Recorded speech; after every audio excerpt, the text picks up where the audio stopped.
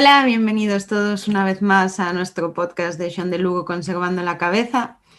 Como siempre me acompaña Dani, bienvenido Dani. Hola, ¿qué tal? Y hoy están otra vez con nosotros dos de los miembros fundadores de Xoán de Lugo, Óscar Carreiro y Edu Luiña. Bueno, ya no los voy a presentar porque supongo que todos los conoceréis, entre otras cosas porque los dos estuvieron hace no mucho en el podcast. Y nada, hoy estamos aquí los cuatro para hablar un poquito bueno, últimamente se habla mucho de temas culturales, como lo de la batalla cultural, y hoy vamos a hablar un poquito de decadencia cultural en concreto. Y bueno, sin más, Dani nos va a hacer una introducción acerca del tema y vamos a conversar un poquito sobre esto. Así que nada, cuando quieras. Sí, no, bueno, solo así decir de manera general que lo de las cuestiones culturales ahora están, sobre todo también en ambientes así como en relación con cuestiones del libertarianismo, pues son más relevantes de lo que eran hace un tiempo, entre otras cosas porque ya no solo para el punto de vista libertario, sino también para el punto de vista de muchos socialistas y muchos izquierdistas que antes tenían un punto de vista más marxista y centrado únicamente en lo que se conoce como las relaciones económicas de la estructura de producción, pues eso progresivamente pasó a tener más importancia la vertiente cultural. Y entonces también ahora esto está pasando también en otros ámbitos. Entonces esto es una cosa importante de la que hablar. Las cuestiones culturales, no solo las cuestiones económicas son importantes, o no solo, ni siquiera solo las cuestiones jurídicas o políticas, sino que la cultura, tal como dicen algunos autores, pues tiene una gran influencia luego en la determinación de las cuestiones tanto jurídicas como culturales. Entonces, pues es un tema interesante del que hablar. Entonces me gustaría a ver si alguno de vosotros pues, pudiese hacer alguna primera intervención sobre de una forma muy general, qué cuestiones culturales, cómo pueden afectar en el proceso de progreso o el proceso de decadencia de las sociedades. Bueno, yo creo que, por ejemplo, se pueden ver distintos elementos o fenómenos que pueden afectar al proceso de decadencia cultural. Y desde un punto de vista libertario, un gran número de esos fenómenos pueden relacionarse o forzarse con acciones de intervención estatal o con el aumento del poder estatal. De esos fenómenos, por ejemplo, el sociólogo Pipirín Sorokin creía que existían básicamente tres tipos principales de culturas y que esas culturas tenían una cosmovisión general y iban a depender de la manera en cómo creyeran que se podía alcanzar conocimiento, cuál era la fuente de conocimiento. En el sentido de que creía que había alguna cultura, la que llamaba sensualista, que pensaba que la única información válida era aquella transmitida por los sentidos y que, por lo tanto, la única forma de alcanzar conocimiento sería a través de la utilización de los sentidos y de ese tipo de información. Y a eso le llamaba una cultura sensualista. Luego hablaba de una cultura idealista, que sería una cultura en la que se cree que la información relevante es información trascendente, información que procede de fuentes metafísicas, como a través de experiencias místicas o de filosofía, y que no confía en la información transmitida por los sentidos. Y luego habría una intermedia, que sería una civilización ideacionalista, que, aunque cree en la existencia de una realidad trascendente, cree que la veracidad y la importancia de la información transmitida por los sentidos procede de esa fuente trascendente y que, por lo tanto, es también una fuente correcta de conocimiento.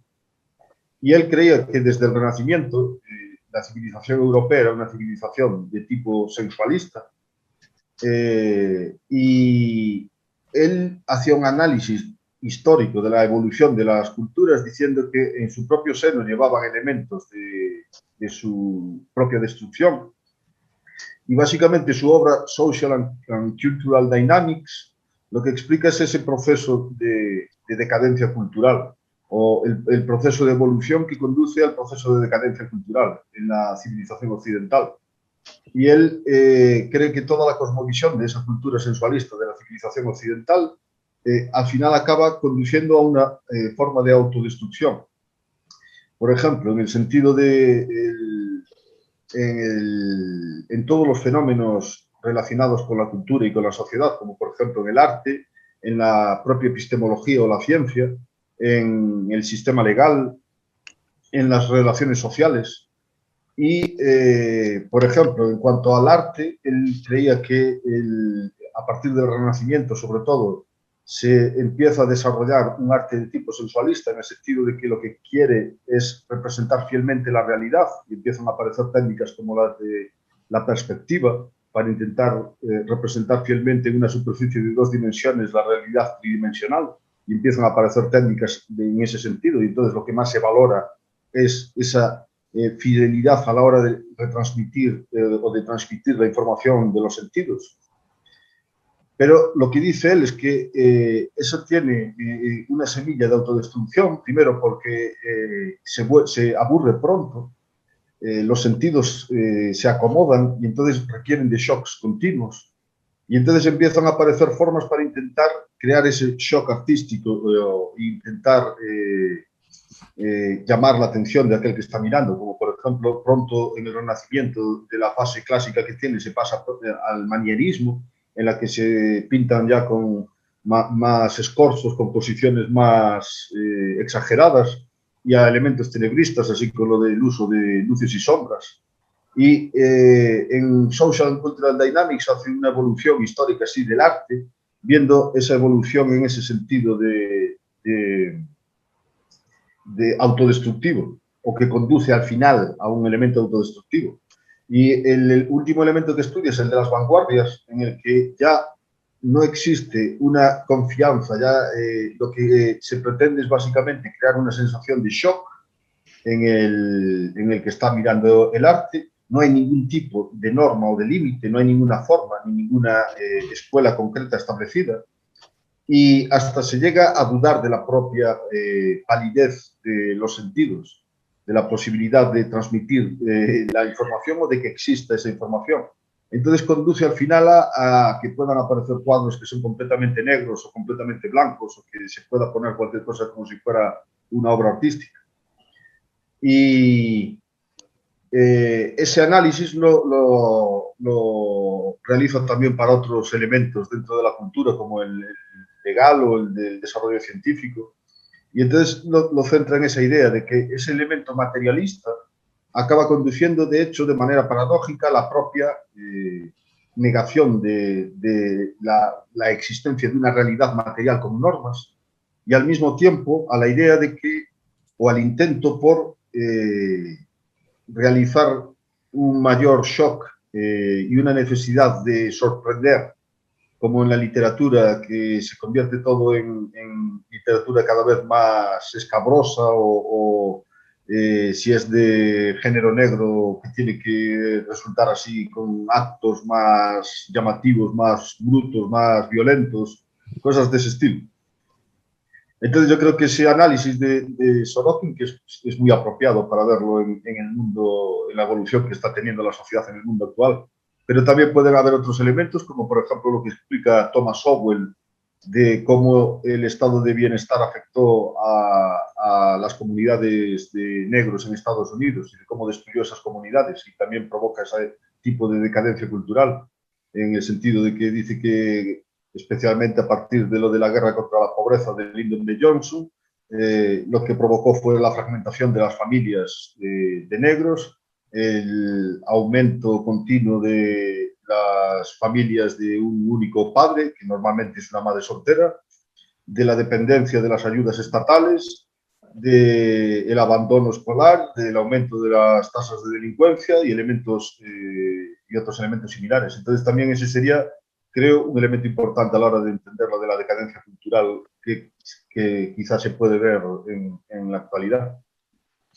Además, en relación con lo que hablas de lo de la actualidad y lo del estado de bienestar, teniendo en cuenta que lo del estado de bienestar tuvo una gran influencia en la creación de la idea de tanto de la socialdemocracia, por un lado, como por otro lado también las ideas de los fabianos, de la sociedad fabiana en Gran Bretaña, en el que no querían, cuyas ideas eran que no querían una revolución violenta, sino que querían llegar a través de reformas graduales mediante los sistemas democráticos al mismo objetivo final, que era la instauración de una sociedad socialista, y eso creo que tiene también algo de relación con la idea que se fue transmitiendo desde Gramsci, que abandonar la idea de el socialismo únicamente como derivado de una relación de las relaciones materiales y relaciones económicas, y la idea de que existe una clase privilegiada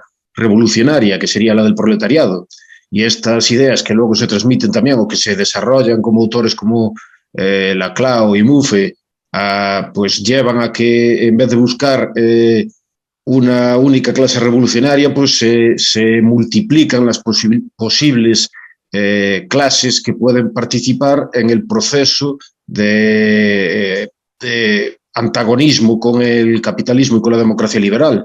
Entonces ahí se aparece lo de buscar aliados entre por ejemplo, las feministas o las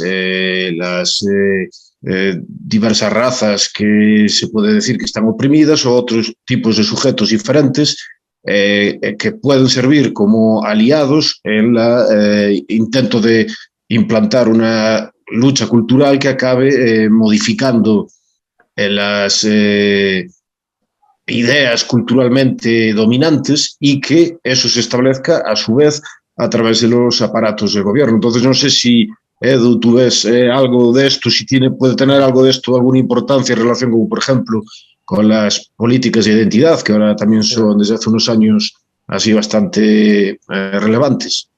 Hombre, la verdad es que el tema es interesante, y yo, pues para todos los que nos ven, si se animan a leer y a estudiar este tema, yo creo que un libro por el que empezar, que todos los que estamos aquí hemos leído, es el de La extraña muerte del marxismo, de Paul Edward Gottfried, ¿no? Que cuando comienza el texto, pues ahora haciendo memoria, cita a Ernesto Galli de la Loggia, ese profesor de teoría política italiano, que dice que, bueno, que la izquierda no está recibiendo los votos pues del lado, digamos, obrero, ¿no? Y aunque pues Paul Edward Gottfried está citando a Galli de la Loggia y está hablando pues de la década de los 90, un poco pasadas ya la década de los 90, el tema yo creo que efectivamente viene de antes, como ha señalado Dani, ¿no? Al final, hombre, Gramsci para mí es muy importante también para mí Marcuse, porque Marcuse al final, aunque a él no le gustaba, le denominaron el padre de la New Left, ¿no? De la nueva izquierda, ¿no? Él siempre renegó de esa idea de nueva izquierda y tal, pero al final es por muchos considerado el padre de la nueva izquierda, que creo que tiene mucho que ver con la contracultura, con el odio y con el activismo político contra la cultura, se supone, pues occidental, cristiana, que tenía reglas pues en relación al sexo, en relación a la familia, en relación a un sinfín de cuestiones morales, ¿no? Entonces, ahí es muy interesante también que el propio Marcuse, aunque yo estoy a favor de la idea de Sowell del estado del bienestar, porque ahí también, precisamente hay un profesor español, Antonio Argandoña, que tiene el estado de bienestar más un problema moral que un problema estrictamente económico, porque al final es un problema moral el estado del bienestar. Pero el propio Marcuse decía que el estado del bienestar lo que había hecho era adormecer a las clases obreras, porque claro, las habían mantenido con sanidad, con tal, les habían dado algo que perder para ellos era muy costoso y que había que buscar una nueva forma de revolución, ¿no? Y que esa revolución debería de ir por la fragmentación de la sociedad. Un poco lo que ya hemos señalado aquí. Dividir aún más la sociedad y buscar nuevas, digamos, narrativas en una nueva lucha de clases, como diría Zizek, ¿no? Que está muy loco, pero bueno, la verdad es que de vez en cuando es entretenido leer. Entretenido. No se aprende nada, pero es entretenido. Pero la cosa es que la idea sería reinventar la lucha de clases. Y para mí es ahí donde efectivamente nacen los nuevos movimientos sociales, que son contraculturales en esencia y que desde mi punto de vista son artificios por parte de determinadas élites, de determinadas vanguardias, ¿no? Hablábamos fuera de micrófono del último libro de Mike González, que es un analista del Heritage, y yo la verdad es que estoy bastante de acuerdo con la hipótesis que propone. La noción de latino en Estados Unidos es un artificio para activar políticamente a una determinada minoría y extraer rentas. y es increíble, porque la verdad es que es increíble, que todos esos movimientos sean financiados por iniciativa privada, en este caso la Fundación Ford, que a través de diversas becas y de diversos proyectos de investigación y tal, ponía dinero para todo esto, ¿no? Claro, ¿qué se crea? Se crea esta cultura del victimismo que sí yo veo que nos lleva a la decadencia cultural, ¿no? Y que, bueno, pues de distintas formas ha tratado Jonathan Haidt y otra gente, ¿no? Pero al final sí veo que se trata de una narrativa artificial con objeto de extraer rentas y de extraer y de destruir un poco pues, la cultura y los valores que han hecho grandes a eso que llamamos civilización occidental, si es que nos creemos lo de la civilización occidental o por lo menos civilización judeocristiana, ¿no? Que yo sí me lo creo, pero sí hay una estrategia y una producción intelectual dirigida a destruir, pues en cierto sentido, nuestro mundo. Eso lleva a cosas surrealistas, que también comentábamos fuera de micro, como lo de la Universidad de Columbia, ¿no? Bueno, tendría que revisar, porque estoy hablando de memoria, pero creo que es la Universidad de Columbia, y los actos de graduación segmentados, ¿no? Para no ofender. Con objeto de no ofender, pues ponemos a todos los afroamericanos en un lado, a todas las feministas en otro lado, a todos los asiático-americanos en otro lado, a los grupos LGTBI en otro lado. Bueno, más que integrar una sociedad y conformar una comunidad, lo que estamos es desintegrando. Y yo creo, y para mí este es el gran problema, ¿no? Aunque los conceptos son discutibles, al final, claro, la decadencia cultural, desde mi punto de vista, conlleva una pérdida de capital social, entendiendo el capital social como confianza, ¿no? En clave, ahí sí, mainstream de Putnam, pero sí que la confianza al interior de la comunidad se rompe cuando ves todas estas cuestiones de la fragmentación. Y una sociedad o un grupo humano desconfiado, yo creo que es un grupo humano que puede generar un proyecto político en el que la libertad importe poco. O sea, la desconfianza genera miedo y el miedo es instrumentalizado por determinados actores para quitarnos libertades, ¿no? Y de hecho, pues ya todos somos discípulos de Bastos, ¿no? Y Bastos, yo siempre digo lo mismo, el ideal bastiano de comunidad política es Hobbit Town. Y la aldea de los hobbits es una aldea marcada por la confianza. Todo es confianza, todo es a través de la palabra, no hay contratos, utilizando el lenguaje de mainstream, no hay costos de transacción altos. Pues todo es fiable porque tu reputación frente a la comunidad, o bien, hay algo que se llama honorabilidad, que lo estamos perdiendo, ¿no? Pero bueno, ahí lo dejo. Sí, una de las cosas así que igual también tiene determinada influencia en relación con las dos cosas que estuvisteis hablando ambos es, a ver si vosotros lo veis de la misma forma, en relación también con lo de la idea, con lo de la idea de verdad. Es decir, hablaba Óscar antes con lo de la obra de Sorokin y la diferencia entre los tipos de civilización, como la sensualista solo acepta aquello que proviene de los sentidos. Y esto igual también tiene relación a ver, desde la perspectiva aristotélico-tomista, se concebía que tanto los sentidos como el intelecto eran fundamentales para descubrir la verdad.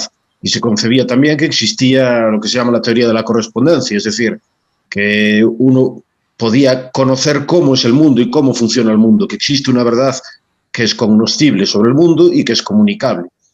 Sin embargo, con determinadas, por ejemplo, con las revoluciones científicas o con la obra de determinados filósofos, tanto los racionalistas como los empiristas, cada uno rompe o destaca únicamente una de esas dos partes. Es decir, para los racionalistas solo existiría la importancia de las ideas innatas, para los empiristas solo existiría aquello que podemos conocer a través de los sentidos. Luego, por ejemplo, Kant escogería ambos errores, es decir, solo podemos conocer que tenemos nuestras ideas innatas a través de las categorías de nuestro pensamiento, pero eso no nos puede dar conocimiento sobre el mundo real. Y esto al final acaba llevando por dos lados diferentes a una destrucción de la idea tanto de verdad como de comunicación o posibilidad de comunicación de la verdad. Porque por un lado, si se lleva al extremo la idea empirista, pues puedes acabar llevando a las contradicciones del positivismo lógico, donde solo tendrías por un lado el conocimiento que nos ofrece lo que nos da los sentidos y luego por otro lado las tautologías del pensamiento, y eso es a su vez un modelo de pensamiento autocontradictorio, porque esa propia afirmación no es ni de un tipo ni del otro. Y por otro lado acabaríamos llegando en el extremo a las ideas de los postmodernistas que básicamente niegan la posibilidad de una verdad externa y fuera que nosotros seamos capaces de descubrir, y que acaban fragmentando completamente la experiencia del ser humano, de tal forma que si se hace de forma, por ejemplo, digamos, comunitaria, se dice que las experiencias que tenga, por ejemplo, el miembro de una raza minoritaria en un determinado país son completamente incomunicables para el miembro de otra raza diferente. Y si eso se lleva todavía más al extremo, se lleva al solipsismo puro, donde todo el mundo tiene solo un punto de vista y por eso puedes hablar de mi verdad o tu verdad. Entonces, no sé si veis algún tipo de relación entre lo que ambos estuvisteis diciendo y esta desconexión o destrucción de la idea de verdad, y si esto tiene influencia también en el ámbito político y económico. Yo creo que sí que tiene relación. El fenómeno por ejemplo, el filósofo Richard Popkin lo estudia en un libro que se llama Historia del Escepticismo, y lo que traza el fenómeno con la Revolución Protestante, porque con la Revolución Protestante se empieza a cuestionar la autoridad de la Iglesia Católica para interpretar las escrituras, y se defiende el principio de la sola escritura, de que cada cual tiene que leer por sí mismo y realizar su propia interpretación, que lo que conducía era a una fragmentación enorme de las sectas cristianas hasta llegar casi a la fragmentación completa de forma individual, porque cada uno podía interpretarla según lo que quisiera. Y según Popkin, ese problema, y que afectó mucho a las variantes protestantes, que luego tuvieron que encontrar medios para limitar ese fenómeno para poder seguir manteniendo una iglesia más o menos homogénea o existente. Dice Popkin que eso se trasladó después al terreno de la investigación científica, y que se empezaron en el siglo XVII a poner de moda o a redescubrir los tropos del filósofo griego Pirrón, del escepticismo, de la idea de que los argumentos para decir que no nos podemos fiar de la información que nos transmiten los sentidos. Y hubo un revival del escepticismo en aquella época, de la idea de que no podía haber un tipo de conocimiento objetivo en el sentido cartesiano, que era Descartes, que quería prácticamente mecanizar lo que era la realidad, excepto por el fantasma ese que era el alma, y frente a eso aparecieron todas estas críticas que se respondieron de cierta manera. La de Descartes no fue precisamente brillante, pero aparecieron otros como Gassendi, por ejemplo, que lo hacían en una defensa en el sentido de que creo que se podría poner en relación con lo que ahora se llaman con lo de las creencias básicas, lo de la idea de que si la realidad que conocemos por la información que nos transmiten los sentidos puede que no sea verdadera, pero mientras no tengamos una razón para demostrar eso, que es más racional creer en esa información o en esas apariencias que no. Pero aún así apareció ese tipo de cuestionamiento de la posibilidad de acceder a la verdad. Y eso se ve después que afecta también en otros campos, como el de la organización política, o en otros campos distintos. Y yo lo que creo que hay también es, históricamente, desde esa época, una evolución en la que precisamente lo que va a hacer las instituciones políticas y uno de los elementos que va a permitir afianzar el poder del Estado es la idea de que el Estado se pueda a presentar como la institución que determina lo que es o no es verdad, que es lo que determina qué consiste en la verdad, que es para lo que realiza, entre otras cosas, la institucionalización del conocimiento y la institucionalización de la ciencia, en academias y en museos y en universidades, y acaba teniendo el control centralizado de eso. Entonces creo que sí que está relacionado los dos temas. Está relacionado. Ahora, yo sí creo que esto al final es como una... Los conceptos son como campos de batalla, ¿no? Y yo cuando estaba hablando Óscar, me vino a la mente toda la obra de Michael Polanyi, ¿no? Porque al final, claro, Michael Polanyi dice que el problema es que ese ideal de ciencia al final se estatizó por un lado y se centralizó por otro, ¿no? Entonces, al final, claro, ¿cómo era la ciencia para Michael Polanyi, ¿no? Pues había autoridad. Esa autoridad estaba siempre en competencia y discusión, provenía del reconocimiento de tus pares. Había autoridad hacia abajo, ¿no? La relación maestro-alumno, que se ha perdido a día de hoy, todas estas cosas se han perdido. O sea, cuando vemos un poco esa concepción de la ciencia antiestatal, porque la pelea era contra el comunismo, y anticentralista, porque obviamente la ciencia, por definición, es policéntrica, tiene que ser un proceso de competencia, pero el objetivo, decía Michael Polanyi, es descubrir la verdad. Es la verdad con mayúscula, ¿no? No hay tal cosa como verdades. Para él había una verdad. ¿Qué pasaba? Que efectivamente lo que ha señalado Óscar, desafortunadamente es lo que ha sucedido, ¿no? La figura de autoridad se ha convertido en el Estado. El Estado es el que entrega autoridad, solo hay que ver el mundo universitario a nivel global para observar eso, y luego se ha centralizado muchísimo, ¿no? Por distintas cuestiones, ¿no? Un tema que deberíamos de tocar pues es esta tiranía de la corrección política, que para cuestiones sociales o políticas es una tiranía, pero también hay una tiranía metodológica en el ámbito científico. O sea, parece que no se quiere discutir abiertamente, no hay ágoras de discusión para que ese proceso de descubrimiento de la verdad sea un proceso pues realmente de competencia. No hay tal cosa como eso. Y esto está destruyéndonos como sociedad. Esto está destruyendo Occidente. Porque quizás lo que hizo grande Occidente es que ese proceso, durante por lo menos unos siglos, fue completamente descentralizado, aunque tuviese un faro, que era pues la noción de cristiandad y tal, que era un faro que desde mi punto de vista era correcto. Pero todo eso se está derribando quizás por la posmodernidad o por otro tipo de filosofías de la autodestrucción, ¿no? Pero a lo mejor esa guerra la tenemos que dar, ¿no? Esa guerra conceptual la tenemos que dar, ¿no? Porque tampoco hay que someterse a eso. Hablabas ahora... Perdón. Que yo creo que en eso lo que se puede ver es lo de la sustitución de la autoritas por la potestas. Así es. Sí.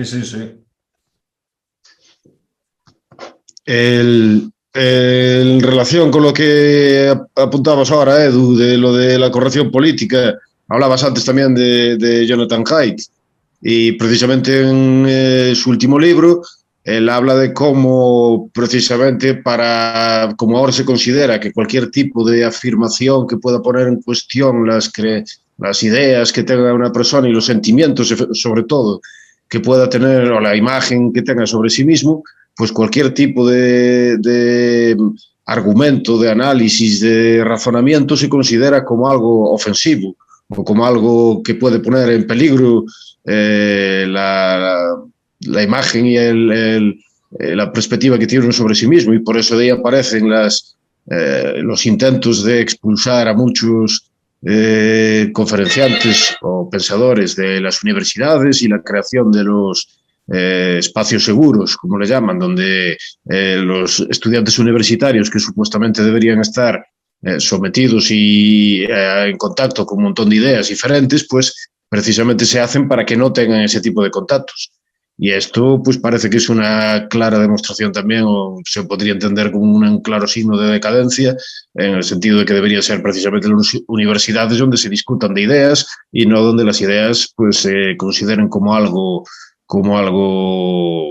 pues de perseguir. Sí. Lo que pasa es que yo ahí creo que, claro, es un poco también lo que comentaba Óscar, ¿no? De la autoridad, ¿no? Claro, esto va a sonar muy conservador, pero es que la figura del profesor progre que trata de igual a igual al estudiante, todo este tipo de cosas al final lo que van produciendo cuando se generalizan estas cuestiones es pues esa capacidad para retar la autoridad, ¿no? Y cuando eso, y claro, esto a mí me lleva, aunque no soy especialista, a una crítica un poco a la nueva pedagogía, ¿no? Porque la nueva pedagogía es víctima de esta corrección política, es víctima de esta concepción, digamos, débil de la persona, ¿no? Y yo lo que veo es que si comparamos la realidad, porque a nivel teórico creo que todos los que estamos aquí estamos de acuerdo en eso, pero cuando vemos la realidad, ¿quién se lleva las becas en Estados Unidos? Asiáticos, que están educados en el trabajo duro, en la cultura de que adquirir conocimiento no es un juego, de que la universidad, nosotros estábamos en la LOU hace 20 años, ¿no? En la LOU, que había carteles, ¿no? A universidades dos teus soños, ¿no? Pues eso, claro, eso no, ese rollo no es así. O sea, quiero decir, Occidente no se construye así. Y si adquirimos esa forma de vida, pues probablemente entremos en decadencia. Esa es la gran pregunta que se hace el conservadurismo, ¿no? Y quizás esa es la gran tensión entre conservadores y liberales, ¿no? Porque al final, claro, sí, el cambio, sí, pero ¿qué cambio? ¿Y hacia dónde el cambio, no? ¿Y cuán profundo el cambio, no? Ahí surgen un montón de temas para un montón de podcasts que podemos ir discutiendo. Y de hecho de eso es lo que hablabas tú, porque también hay una conexión ahora que se podría ver entre cómo de ideas contradictorias a veces se acaba llegando al mismo sitio, con lo de la idea de autoridad. A veces se habla de la falacia de autoridad, que puede ser una falacia, es decir, si tú utilizas, por ejemplo, esto es verdad porque lo dijo tal autor. Sin embargo, el hecho de referirse a un autor, a decir, este autor dijo semejante cosa y por lo tanto tiene cierto peso ese punto de vista, no es por sí mismo una falacia, eso es una consideración moderna. Es decir, antes se consideraba, los pensadores escolásticos consideraban que el argumento de la autoridad era el más débil de los argumentos existentes, pero seguía siendo un argumento. Es decir, que necesitaba otros argumentos más fuertes para refutar. Es porque la idea de autoridad es inevitable y la idea de tradición es inevitable en todo tipo de conocimiento, incluso en el conocimiento de las ciencias naturales modernas tal como existe ahora. La mayor parte del conocimiento que adquiere un estudiante lo adquiere a través de la autoridad de los profesores. Y la idea de que uno tiene que poner en cuestión todo lo que le planteen es en sí misma absurda, porque tú ya no podrías plantear qué es lo que tienes que poner en cuestión, porque antes te tienen que ofrecer argumentos y luego tienes que, tienen que enseñarte en una determinada tradición y después, partiendo de esa determinada tradición, podrás poner en cuestión determinadas ideas o determinados principios. Pero la tradición es imprescindible incluso para desarrollar la idea de ciencia. Y esa idea, por un lado, ese ataque a la idea de tradición es un ataque que erosiona las bases de cualquier tipo de conocimiento y también hace imposible construir cualquier tipo de sociedad que tenga algún tipo de futuro. Que de hecho Chesterton decía en relación con eso de lo de la educación moderna, así de, no, para hacer que los alumnos ahí que las clases sean dinámicas y divertidas, y que Chesterton decía que eso es imposible, que hay muchas disciplinas que van a ser imposible que el alumno las pueda disfrutar hasta que no tenga un conocimiento suficiente para entender y para apreciar la belleza y la hermosura de esa disciplina, que todo requiere al principio un cierto esfuerzo y una cierta incomodidad, Pero básicamente eso era lo que se entendía también para entender para la relación de los hábitos saludables o de los comportamientos adecuados o lo que era lo de la educación de los niños. Porque no creo que le digan a los niños, para ver a la diversión para lavar los dientes o cosas así, no era esa la idea. Y por eso también las películas de artes marciales siempre tienen un sesgo enormemente conservador, porque Karate Kid o Rocky o todas esas películas lo que representan es esa relación de maestro y de alumno, en el que se enseña un cierto tipo de conocimiento a través de primero lo del respeto a la autoridad y luego lo de la demostración de la validez del conocimiento del maestro. La Guerra de las Galaxias, por lo menos la primera trilogía. Sí, claro, en la relación la de que siempre hay un Jedi y un Padawan y es como se aprende. Pero a veces se confunde eso con la idea de pensar que entonces que eso significa que no hay pensamiento crítico o que no hay rebeldía o que no hay individualidad. Pero eso no es así. No puede, es lo contrario, de hecho. La manera a través de la cual uno puede desarrollar el pensamiento crítico es primero si tiene una cierta estructura sobre la que asentarse. Y tiene que desarrollar primero esa estructura antes de poder poner en crítica nada. Pero parece que es más fácil intentar hacerlo todo de la nada, intentar ya llegar a ser el pensamiento crítico sin haber antes pasado por el camino más difícil de aprender. Entonces es un poco también algo que parece ahora más habitual, ¿no?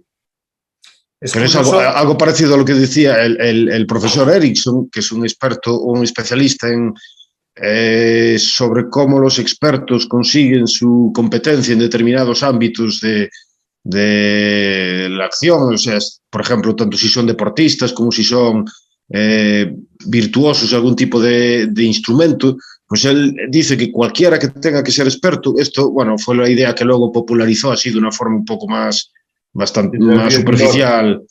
Sí, Malcolm Gladwell con lo de las 10.000 horas, que es una simplificación, pero bueno, la idea general es que tú tienes que estudiar o practicar muchísimo para poder llegar a ser un experto, pero además la práctica es deliberada y es centrada en aspectos concretos y específicos. Es decir, si quieres ser un buen músico, no practicas cosas que sean divertidas por sí mismas. Tienes que practicar, por ejemplo, escalas una y otra. Un número enorme de horas, claro. Para desarrollar la habilidad de los dedos y la conexión entre el cerebro y la mano para poder hacerlo luego rápido, claro. Efectivamente, si juegas... De poder tocar así una melodía hermosa, así, no. Primero tiene que venir el camino. De hecho, era la idea que... Lo vi en un vídeo de YouTube, no sé en dónde, pero me gustó la idea, porque era hablando solo de las películas de James Bond y cómo representaba, ¿no?, la idea de una fantasía masculina, ¿no?, de James Bond, que se queda con todas las mujeres, que es así un galán, que sabe disparar, va conduciendo un Aston Martin, va en coche, todo le mata sale a todos bien, los ¿no? enemigos. Es una maravilla de fantasía masculina. Lo que sería horrible, decía en el vídeo, sería ver el entrenamiento de James Bond, de verlo cómo hacer para bailar tango y ponía un vídeo de cómo uno enseñando tango y es un tipo solo allí practicando un movimiento así de... Eso no se ve a James Bond bailando el tango allí de maravilla y todo. Entonces, claro, por eso quieres llegar a la meta, pero no querer pasar por todo el camino de entrenamiento o de... Así es. Claro, que quiere solo los resultados sin los principios necesarios para poder llegar a esos resultados y los esfuerzos necesarios. Y es que eso apela a otra cosa, que es la formación de carácter. Una cosa olvidada también. Claro, o sea, a mí cuando estabais ahora comentando estas cuestiones me vino a la mente Gregorio Luri, ¿no? La escuela no es un parque de atracciones, ¿no? Y Gregorio Luri lo que dice es, ¿qué falta en nuestra educación? Coraje. Eso es lo que falta. O sea, falta que la gente adquiera coraje para enfrentar problemas, porque las sociedades que prosperan, las comunidades que prosperan son aquellas que superan problemas. Pero claro, con una educación que es un parque de atracciones, que es ir a pasárnoslo bien, que no hay cultura del esfuerzo, que a lo mejor donde hay cultura del esfuerzo lo que se busca es como me he esforzado, que es lo típico que también pasa, ¿no? Es que yo estudié mucho para este examen, he suspendido pero estudié muchísimo. Ya, has estudiado mal, tienes que repetirlo, tío. O has escrito mal el trabajo, tienes que repetirlo. O sea, esfuerzo no es sinónimo de éxito. Es que ese es el problema. Y eso lo tenían claro nuestros ancestros, pero bueno, lo tenían clarísimo. Y los de ahora no lo tienen claro. Y eso, claro, cuando dices esto te llaman ultraconservador, te llaman tal, pero al final... Y por eso yo creo que la universidad es clave, porque al final, gusto o no, todavía en la universidad sigue siendo un centro que educa a las futuras élites que luego van a estar en el mundo empresarial, en banca, no sé qué, a lo mejor no creando la empresa, pero participando de la empresa. Y claro, si ahí les metes ese virus de la corrección política, de no ofender, de no se pueden discutir las cosas abiertamente, bueno, pues cómo no se va a ir degradando lo que somos. O sea, es que yo creo que es el camino a la perdición. Y ese es el reto que hay como sociedad, porque al final otros entornos culturales no son partícipes de estas cuestiones, ¿no? Afortunadamente para ellos. o sea, ¿Y cuál sería desde vuestro punto de vista qué cosas que se podría, bueno, tú ya dijiste algunas, pero incluso desde el punto de vista, por ejemplo, de un punto de vista libertario, ¿estáis a favor de que supongo que sí, por tal como estuvisteis hablando, de que se estudien, se enfaticen este tipo de cosas, en detrimento únicamente de aquellas cuestiones relacionadas como, por ejemplo, con la economía, o creéis que no? ¿Cómo? Perdón, ¿puedes repetir? Si creéis que es importante, como por ejemplo, a veces se critica, por ejemplo, pensadores como Hoppe, incluso esté uno de acuerdo o no de acuerdo con sus desarrollos teóricos concretos, pero Hoppe destaca que el libertarianismo es una teoría política, pero es limitada en el ámbito que estudia, y que no es posible, por ejemplo, conseguir una sociedad incluso libertaria si no tienes además otro tipo de cosas que hay que conseguir por otros medios diferentes, por otras disciplinas diferentes. Es decir, como por ejemplo que estábamos hablando ahora de la educación en virtudes, ese tipo de cosas. Y yo supongo que, teniendo en cuenta lo que estuvisteis diciendo hasta el momento, que vosotros estaríais más bien a favor de ese punto de vista que no del contrario, ¿no? Sí, bueno, no necesariamente todos los puntos que defiende Hoppe, porque a veces a mí me parece que quizá lleve demasiado lejos algún elemento, aunque en general en el análisis me parezca adecuado, pero sí, yo estoy de acuerdo en la idea de que primero desde un punto de vista de disciplina, en cuanto a economía austríaca o economía en sí, tiene una aplicación limitada, que es obviamente a lo del estudio de la cataláctica o de la acción humana en general. Entonces, además, tiene un carácter instrumental. Solo va a decirte simplemente, si quieres alcanzar esto, tienes que hacer esto. Por eso que creo que sí, desde luego que solo tiene un carácter limitado. Es imposible que con eso se pueda construir solo, pueda haber una sociedad. Una sociedad necesita de muchos más elementos y pueden ser a un nivel más pequeño, como elementos culturales o de lengua o de tradiciones, y elementos mayores como de religiones o elementos ya de cosmovisión. Y yo creo que son imprescindibles, claro. Y quizá la diferencia sería que una sociedad que estuviera enfocada o organizada en principios libertarios, lo que pondría sería una especie de framework general que permitiría que pudieran existir una cierta variación en valores o en aplicaciones sociales concretas dentro de una sociedad más amplia o general. Pero básicamente yo el modelo que creo que sería el adecuado sería un modelo parecido al de la Edad Media en cuanto a la relación de la organización institucional con la cultura. Sería algo similar así. yo la verdad es que efectivamente hay que ser, digamos, humanistas, ¿no? Picar de varias disciplinas e ir más allá. Pero en cuanto a formas, a mí me interesa mucho todo lo que tiene que ver con acercar la toma de decisiones al ámbito comunitario. O sea, yo creo que al final el individuo es parte de una comunidad, puede cambiar de identidad o puede irse a otra comunidad, es libre para decidir, evidentemente, pero la comunidad influye en lo que uno es. Y generalmente los entornos comunitarios son entornos en los cuales estas cuestiones de la corrección política son menos, digamos, invasivos porque hay confianza, la comunidad se conoce, ¿no? Esto pasa en cualquier entorno social a día de hoy. Nosotros, pues a lo mejor si vivimos en una gran ciudad y tratamos con mucha gente anónima, hay un incentivo a lo mejor a ser políticamente correcto si hay una tiranía de lo políticamente correcto. Pero en el entorno comunitario es bastante difícil ser políticamente correcto. Todos somos libres, de hecho, ¿no? O yo, por lo menos, en mi entorno comunitario soy mucho más libre que en el entorno, digamos, estrictamente social o anónimo. Entonces, para mí la forma política ideal debería ser profundizar en esa visión de acercar la toma de decisiones políticas al individuo lo máximo posible, ¿no? Entonces, a mí me gusta mucho todo lo que tiene que ver con, por ejemplo, el municipalismo. Habría mucha pluralidad y el municipalismo encaja bastante bien en nuestra tradición cultural.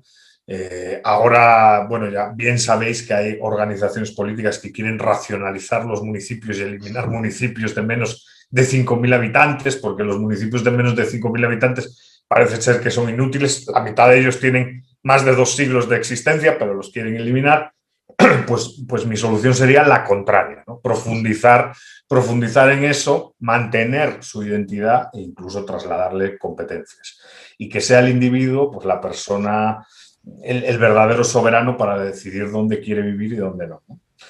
Esto bueno, que algunos llaman votar con los pies y que no, yo no llamo votar con los pies, yo llamo sencillamente buscar mi felicidad con la comunidad con la que quiero vivir y tal, ¿no?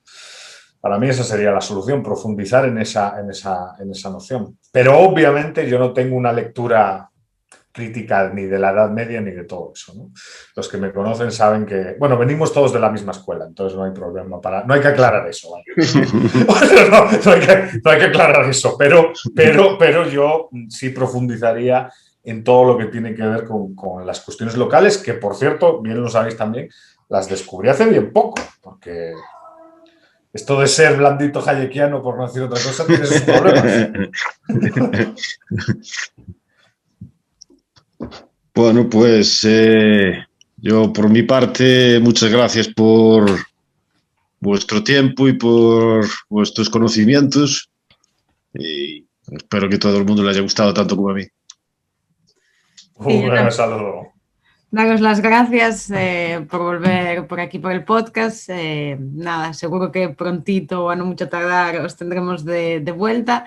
Y bueno, como decía también Edu en algún momento, este tema tiene muchas raíces y muchas derivadas que siempre se pueden tratar porque, bueno, yo sí creo a la última pregunta de Dani que es muy importante, que no solo se tiene que hablar de economía o de política, que las cuestiones culturales son centrales y más, bueno, en este momento histórico porque, bueno, están también muy intrincadas con precisamente la política y la economía del Estado. Así que nada, daros las gracias a los tres y a toda la gente que nos ha acompañado en este ratito de podcast. Y nada, que os esperamos la próxima semana de vuelta y como siempre recordaros que nos ayuda mucho que os suscribáis al canal, que nos comentéis qué os ha parecido y que nos dejéis vuestros me gustas. Y sin más, nos despedimos. Hasta luego. Hasta luego.